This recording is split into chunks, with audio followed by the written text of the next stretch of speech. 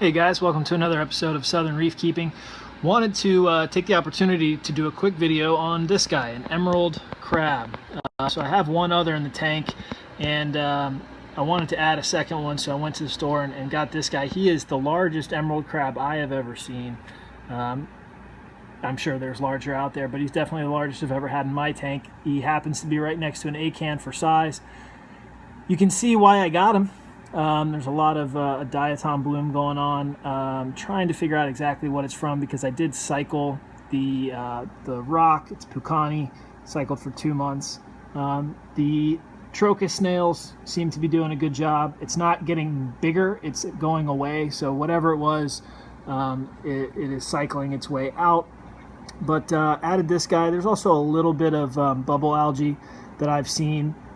So, you know, hopefully he'll find that and knock it out as well. But you can see that he is all about this stuff. Now, when I got him, he only has the one claw. So we'll see if he molts and sheds and adds another one. But I love what I'm seeing right now. He is going to town. You can see him cleaning up shop.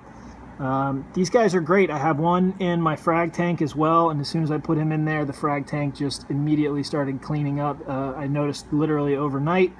And the other guy is on another pile of rock in here, and that pile of rock has also been cleaned up. So my cleanup crew consists of 2 of these in the main display, 1 in the frag tank, as it just so happens. Where'd he go? A couple of these blue leg hermits in the main display, and then a lot of these little guys in the back, the Trocus snails. These are the only snails that I'll get. I've had Nasaria snails before in my old sand bed, and this sand bed is much more coarse, so I didn't trust that they would be able to burrow and dive in the sand. I'm sure they can, but they also don't eat algae. They only eat detritus and dead material. If I see him go after that acan, he is coming out immediately. But for right now, oh, you know what it is? Right next to the acan is some bubble algae. So I'm going to keep an eye on this guy, because if he starts taking pieces of that acan, he will be short-lived in this tank. I will tell you that right now. He's feeling around. You can see the bubble algae there, though. Hopefully he gets it. He's got a big enough claw for it, that is for certain. There you go. Get that piece. I love it. Perfect video. So, you know, that's where we're at. He's definitely getting some of that acan, which has got me a little nervous. But back to the cleanup crew while we film this.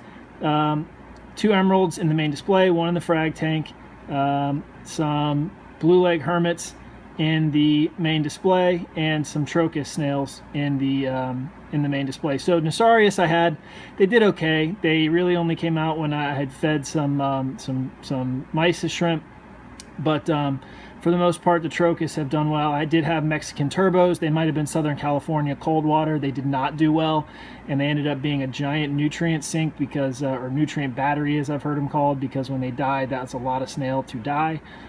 So I went to the local fish store, got this guy. They didn't have any Trocus snails, so I'll wait until they do, and then I'll pick some of these up.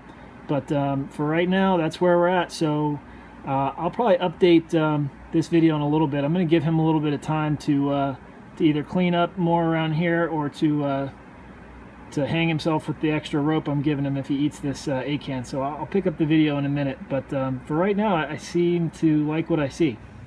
So along with the emerald crab, here are 2 of the Trocus snails, and you can see they've done great work cleaning up the rock here. Got another 2 right there, and another one there and here, and then some more around the top of the glass. But you can really see, there's one, you can really see just how much they really do, and you can also just see how bad this diatom bloom has been. So you'll see in later videos, once we get this all figured out and cleaned up, how we're doing. But that's the cleanup crew right now.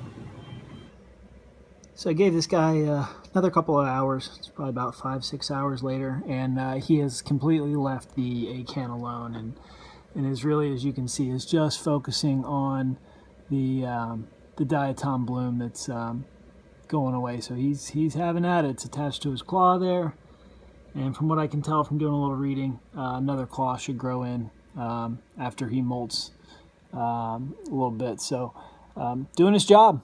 doing great. I saw him, you know, taking some bubble algae off, as you saw in the earlier part of the video.